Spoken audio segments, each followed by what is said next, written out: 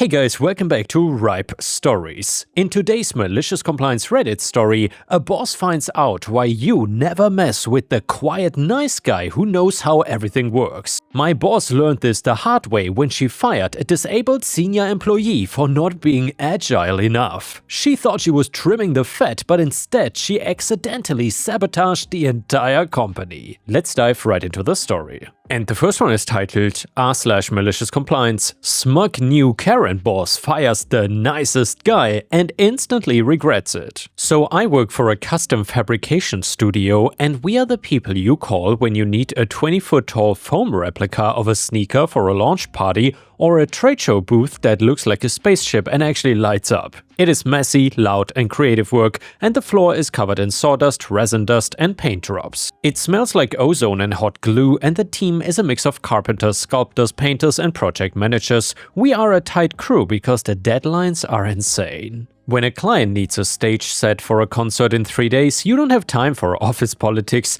you just work. And then there was Arthur. Arthur was our senior estimator and client liaison. He was in his late 60s, had white hair, glasses on a chain, and he had been in a wheelchair since the late 90s. I never asked what happened and he never brought it up. It was just a fact of life. Arthur was the heart of the shop. He had been there for 10 years, longer than almost anyone except the owner Mike. Because Arthur couldn't scramble up scaffolding or haul plywood, he compensated by knowing absolutely everything else. He knew the drying time of every epoxy we used based on the current humidity in the warehouse. He knew which vendors would overnight vinyl graphics without charging a rush fee, if you ask nicely. And most importantly, Arthur was the no man. He was the guy who would look at a client's ridiculous request and say, "We cannot do that in wood, but if we do it in high-density foam and hard-coat it, it will look the same and cost half as much." As a result, he saved the company thousands of dollars a month just by catching mistakes before we even started building.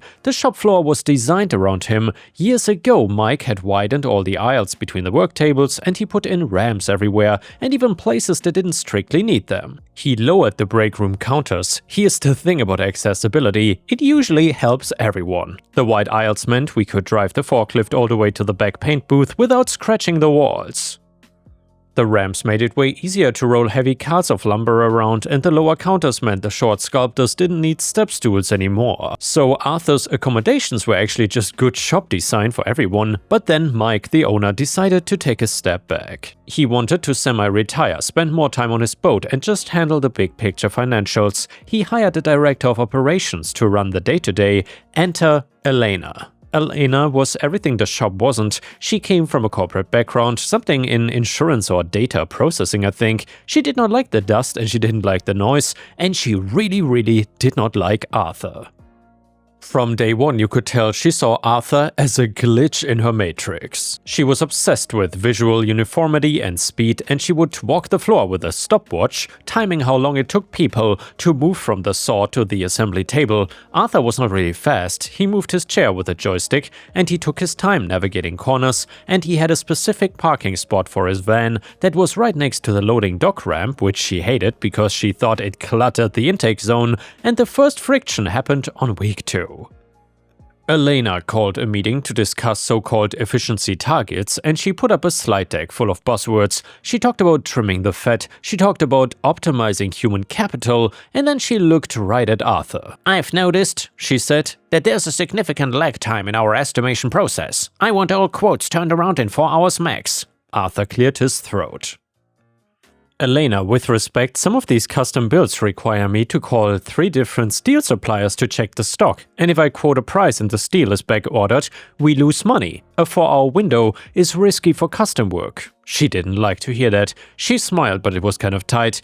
"We need to be agile, Arthur. The market is fast, we need to be faster. Maybe if we utilized our digital tools better, we wouldn't need to make so many phone calls." It went downhill fast after that. She started moving things. She ordered the guys to stack material in the aisles to maximize vertical storage, which narrowed the paths, and suddenly Arthur couldn't get to the back of the shop to check on the builds. He had to rely on photos, which led to a few minor errors. Elena used those errors as ammunition. She started complaining about his footprint, and she said his desk, which was larger to accommodate his chair and his dual monitors, was taking up space that could be used for a collaborative huddle zone. Then came the day. It was a Tuesday, I remember, because we were all stressed about a huge installation for a tech giant's annual conference. I was in the break room getting coffee when I heard voices from Elena's office. The walls are thin. "It's a simple calculation, Arthur," Elena was saying. She wasn't shouting, which made it even worse. She was using that matter-of-fact tone people use when they think they are being logical. "I've run the numbers. Between the insurance premiums, the space requirements, and the physical limitations regarding speed of movement, you are a net negative." I froze. My hand was hovering over the sugar. "A net negative," Arthur repeated. He sounded stunned. "The company is pivoting," she said. "We need a leaner, more dynamic front office. I need people who can literally run down to the floor if a client walks in. I need optics that scream fast-paced. Having to navigate around your situation, it just slows the energy down. It is costing us money." "My situation," Arthur said, his voice dropping low, "is the reason that we didn't lose the Samsung account last year. I'm the one who flew out there." "That's ancient history," she snapped. "I'm looking at the quarterly forecast, and I'm letting you go, Arthur. We are restructuring the role. We are going to automate around the estimation process with a new software suite I've purchased. It is faster, cheaper, and it doesn't take up floor space." There was a silence, a long one. "So you're firing me because I'm in a wheelchair," Arthur said. "I'm terminating your employment because your role is being made redundant by software and your performance metrics regarding speed do not meet the new standards," she recited like she was reading from a script. "I'm offering you 2 weeks of severance if you sign this release today, otherwise you can pack up now." I heard the hum of Arthur's chair. "I won't be signing anything today, Elena, but I will pack up." "Good," she said. "I need you to forward all active client files to the general server. Don't contact the clients. I will handle the transition. I want a clean break. Just give me the data. I don't want your notes. I don't want your little sidebar comments. Just the raw specs so the software can ingest them." "You want the raw specs," Arthur clarified. "Strictly the data, no context." "Exactly. Efficiency, Arthur. We don't need the storytelling, just the numbers." Arthur rolled out of the office a minute later. He looked pale. He saw me standing there holding my coffee, and he gave me a small, sad nod. "You okay, Art?" I whispered. "I'm fine, kid," he said. "I'm a net negative, apparently." He spent the next 3 hours at his desk. He did not talk to anyone, he just typed, he moved files, he deleted his personal notes, and he cleared his browser history and everything else. At 1 p.m., he put his stapler and his framed photo of his grandkids in a box, he placed his key fob on the desk, he rolled to the elevator. He did not say goodbye to the crew on the floor. I think he couldn't bear it. When he left, Elena came out clapping her hands. "Okay, everyone, big changes. We are streamlining everything.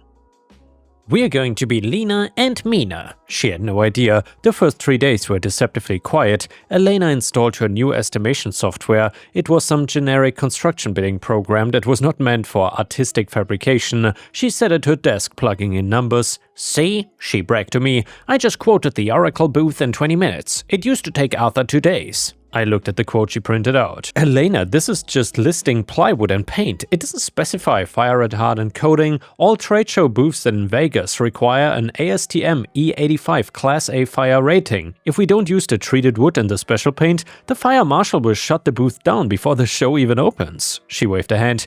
"The software accounts for standard materials. Don't overcomplicate it. This is what I mean about the old way of thinking." I shut my mouth. Malicious compliance is not just for the person leaving, sometimes it's for the people staying who realize arguing is pointless, and the first crack appeared on Friday. We had a delivery of acrylic sheets arriving for museum display cases. The truck pulled up to the loading dock, and the driver, a guy named Sal, who we had worked with for years, hopped out. "Where's Art?" Sal asked, looking around. "He doesn't work here anymore." Sal frowned. "Oh well, I got the invoice here. But hey, usually Art calls me the day before to tell me how you guys want this stacked, and since nobody called, I just put it on standard pallets." I looked into the truck. The acrylic sheets were stacked flat, about 6 feet high. "Sal," I said, feeling a headache coming on, "we cannot offload those. Our forklift forks are only 4 feet long. If we try to lift a 6-foot wide pallet from the front side, the acrylic will snap under its own weight." "Arthur always had you split the load onto 2 smaller pallets or load them vertically on A-frames." Sal shrugged. "I didn't get a call. My manifest says standard shipping. I cannot restack this here. I don't have the equipment. I gotta take it back to the depot, repalletize it, and bring it back the next week. That's gonna be a redelivery fee plus a restocking fee." I went to tell Elena, and she turned purple. "Why didn't the vendor know?" "Because Arthur told him every single time," I said.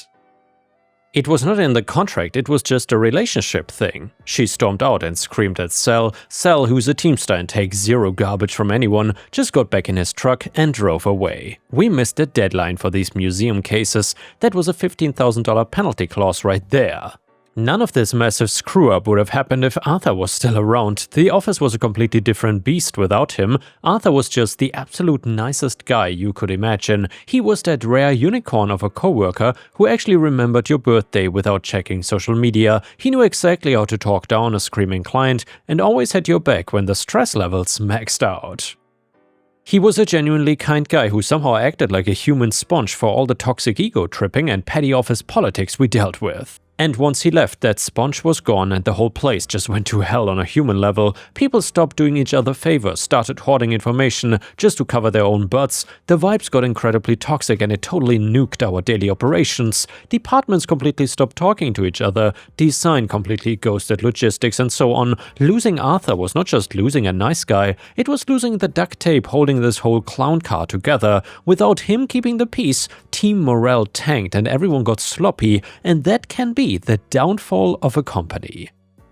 But the real bomb was ticking away in the tech giant project. This was the big one, a massive multi-level structure for a conference in San Francisco. The centerpiece was a giant rotating logo suspended from the ceiling. Arthur had handed over the files exactly as requested before he left, raw data, dimensions, material types, and Elena had fed the dimensions into her software. The software calculated the weight based on standard density. For high-density urethane HDU foam, she ordered the motors for the rotation based on that weight. And here's what Arthur knew and what he would have noted if he hadn't been told to provide just the numbers by Elena. The client wanted the logo to have a glossy automotive finish. To get that finish on foam, you have to coat it in a thick layer of hard coat resin, then Bondo with an high build primer, and then paint and then clear coat. That coating adds weight, a lot of weight. And Arthur also knew that this specific client always changed their mind about the lighting at the last minute, so he always overspec'd the internal steel armature to handle extra rigging points. However, Elena ordered the steel and the motors based on the raw foam weight plus a 10% safety margin. She did not account for the hard coat, she did not account for the extra steel. We built the thing and it looked beautiful. We crated it up and shipped it to San Francisco, and 2 weeks after Arthur left, the installation began. I was not on site, but the lead carpenter Dave was, and he called me on a Tuesday morning. He sounded like he was hiding in a closet or something. "It's a bloodbath," Dave whispered. "What happened?" "The motor burned out," Dave said. "The logo is too heavy." We hung it up, turned it on, it did one rotation, made a sound like a dying cow, and then smoked. The motor is fried. The riggers are saying the piece is 400 pounds over the estimate. The venue engineer is threatening to pull the permit because the hanging points are not rated for this load. "Oh my god," I said. "It gets even worse," Dave said. "The client is here, the VP of marketing. She's asking for Arthur. She is screaming that Arthur promised her this would work. She says Arthur knows the venue specs and she wants him on the phone right now." I walked into Elena's office. She was staring at her computer looking frantic. Her phone was ringing. She was not answering it. "Dave called," I said. "The motor blew. The piece is too heavy." "That's impossible," she shrieked. "The software said..." "The software thinks it's raw foam, Elena. It doesn't know about the hard coat. Arthur knew. Arthur always added 30% for the finish weight." "Well, fix it," she yelled. "We cannot fix it. It's in San Francisco. We need a higher torque motor which has a 3-day lead time, and we need to reinforce the truss which requires a structural engineer's stamp. The show opens in 24 hours. "Get Arthur on the phone," she said, her voice trembling now. "You fired him," I reminded her. "You told him he was a net negative. Call him, offer him, I don't know, offer him consulting hours." I called Arthur. I put it on speaker. "Hello?" Arthur's voice sounded relaxed. I heard birds in the background.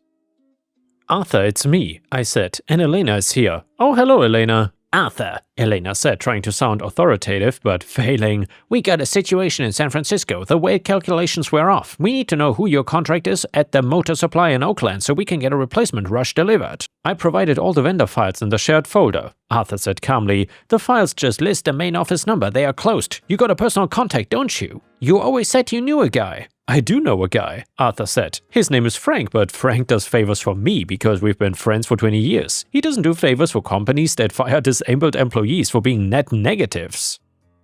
And well, Elena went white. "Arthur, please, the client is gonna sue us." "That sounds like an efficiency problem," Arthur said. "I'm afraid I cannot help you. I'm retired." "Well, actually I'm not. I've been consulting for a few other shops. Turns out my experience is actually a net positive elsewhere. Good luck with the software, Elena." He hung up. The show opened without the rotating logo from us, it just hung there static. The client was furious, they withheld the final payment, which was $150,000. They also posted a scathing review about our incompetence, but that was not even the end of it. Remember the so-called efficiency changes? The narrow aisle the following Monday, the fire marshal showed up. Apparently, someone had tipped them off about the new vertical storage layout. I'm not saying it was Arthur, it could have been anyone, but Arthur did know the local code better than anyone, and the fire marshal took one look at the aisles, which were now 36 inches wide instead of the required 48 for a facility our size, using flammable materials, and wrote us up. And then he saw the blocked exits. Elena had put a row of filing cabinets in front of the rear emergency door because nobody uses that one. "This is a severe violation," the marshal said. "I'm shutting you down until this is rectified. Immediate closure." He then slapped a red tag on the front door, and that was the moment Mike, the owner, came back. He had been in the Bahamas. He flew back because his phone had been blowing up with calls from the tech giant's lawyers and the fire marshal. He walked into the shop. The lights were off.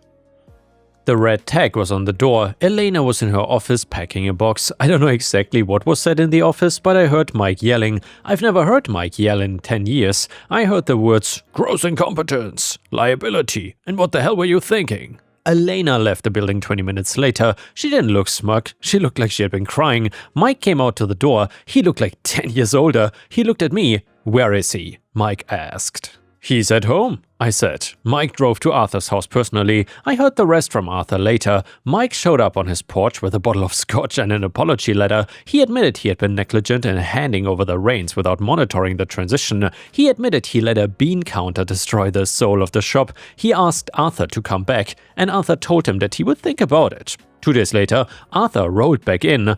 No pun intended, I guess, but he didn't just come back to his old job. We had a team meeting, and Mike stood up. First off, Mike said, "Elena is gone. The efficiency mandates are gone. We are putting the aisles back the way they were. And second, I want to introduce our new vice president of operations." He pointed to Arthur. "Arthur is returning with a significant salary adjustment," Mike said, "and he has full veto power over any procedural changes. Also, we are hiring a junior estimator for Arthur to train so that his knowledge doesn't leave this building again." Arthur smiled. "And one more thing, the coffee machine in the break room, the one Elena replaced with that vending machine that charges $1, it is gone. The good espresso machine is coming back." It took us about 3 months to clean up the mess. We lost a tech giant client, and there was no saving that. But Arthur called the museum, smoothed things over with the acrylics, and got us back on their bidding list. He called Frank at the motor shop and apologized, and Frank sent us a fruit basket. The best part? The net negative calculation. Mike actually had the accountant run the numbers on what Elena's efficiency cost us, and between the lost client, the penalties, the fire marshal fines, and the downtime, she cost the company roughly $250,000. And the next one is another brilliant malicious compliance story that you don't want to miss. By the way, guys, let me know in the comments where you are watching from today.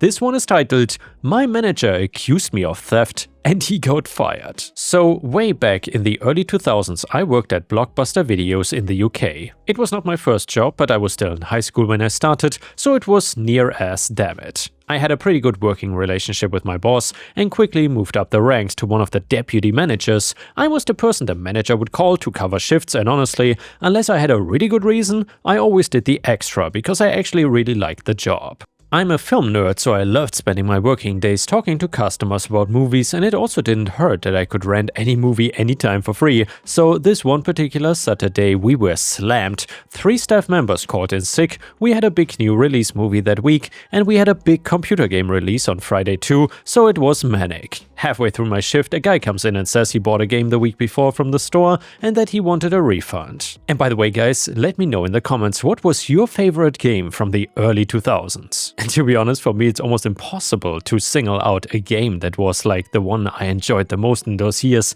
because there were just too many good releases. Anyway, this guy said that I had served him but had not given him a receipt. Now, I did remember serving the guy but couldn't remember what he bought, and frankly, even though it's automatic to give receipts, I couldn't guarantee that I guy had done it. The problem was that specific game was the only copy we apparently had. Our inventory said it was in store, but this guy had it, so somehow it had left the store without being processed. Either it had been stolen by this guy, it was some kind of error on my part, or I had actively given it to him and pocketed the money. To be clear, these are options from an objective POV. I never stole from that job, so I definitely didn't do the last. My manager was working with me, so he refunded the guy, took the game back, and then for the rest of the shift did not speak to me once. As we closed the store that night, the manager took me into the office and proceeded to accuse me of stealing. Without evidence, he said I had sold that game and pocketed the money. I obviously denied the claim, things got heated and it ended with him telling me to hand in my notice. 2 weeks, so I did. I was heartbroken because I loved the job and I knew I was innocent. I may have given it by accident, but I would never knowingly steal. So then 2 weeks later, my notice period is up and on my last shift, coincidentally, the area manager comes in. Now, I had quite a good relationship with the AM. I had been hired by them originally, and it was frequently noted by them that I was always seeming to be on shift when they came in. They asked me how I was, and I said that I was sad that I was leaving. They didn't know this, so asked why. I explained the situation and they immediately went to the office. Half an hour later, I got a call to go to the office. The AM was set with the CCTV footage from the day the man said he had bought the game. In the video, it showed me serving him, and then as he left, he had a chat with the store manager. No sound on the CCTV, but they were clearly chatting. The manager was working in new inventory, ready to put out on the shelf, and for some reason the manager turned his back on the customer for a few moments, and as plain as day, the customer reached over the counter, grabbed something, and then left. The AM assumed this was the game. Well, the manager was called in. He was first asked why I had given in my notice when the accusation against me deserved a meeting with the AM, and my immediate dismissal if I was guilty. The manager just stuttered something about not wanting to make a big deal. Then the AM asked the manager to explain what happened in the CCTV after showing it, and the manager just said quietly.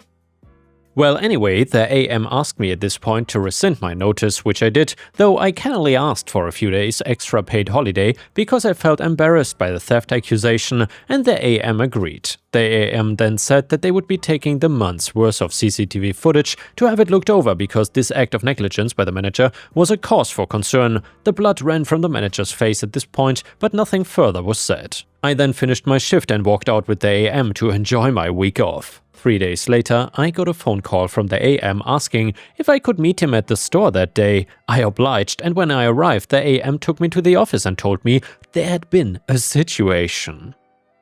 So during the CCTV checks, it had become apparent that the manager had been using the store for other reasons. One, a number of nights over the course of the month, he had closed the store, and then after the staff had gone, he had invited people in. One night he had held a poker game in the staff room. Later we found out he had been using the money from the tills to cover his losses and putting through refund notices to cover it, and on 3 other occasions he was seen bringing in women to have fun with in his office. Now, the women were known ladies of the night in the area, and the manager was also married. Well, the manager was automatically suspended while there was an investigation, and the reason I was brought in was to be asked to run the store in his absence. After the investigation was complete, it turned out the manager had been giving thousands of pounds of refunds per month and falsifying who gave the refunds so it didn't look suspicious. This had gone on for years in multiple stores that he had worked in, so because he accused me of something I didn't do, he lost his job and his marriage. His wife obviously wasn't impressed by the ladies of the night, and I got a promotion with a lovely raise.